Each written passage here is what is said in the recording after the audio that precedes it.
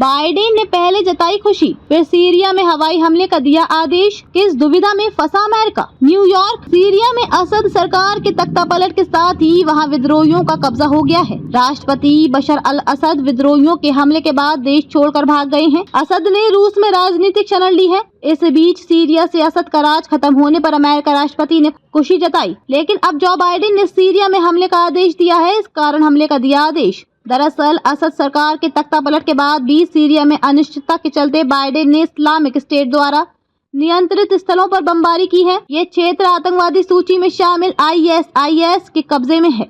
राष्ट्रपति बाइडेन के प्रशासन ने अब सीरिया के लिए अपनी नीति को फिर से जांचने की बात कही है। अमेरिका एक दुविधा में फंसा है। एक और असद सरकार के गिरने पर वो खुशी जता रहा है, लेकिन जिन विद्रोहियों ने दमिश्क पर कब्जा किया है, उसका नेतृत्व हयात तहरीर अल शाम HTS संगठन कर रहा है, जिससे अल-कायदा से संबंध होने के कारण उसने आतंकवादी सूची में डाल रखा है। बाइडेन बोले ISIS फायदा उठा सकता है अल असद की सरकार के पतन का। जश्न मनाते हुए बाइडेन ने वाशिंगटन और क्षेत्र के सामने सीरिया में जोखिम और अनिश्चितता को लेकर प्रतिक्रिया दी।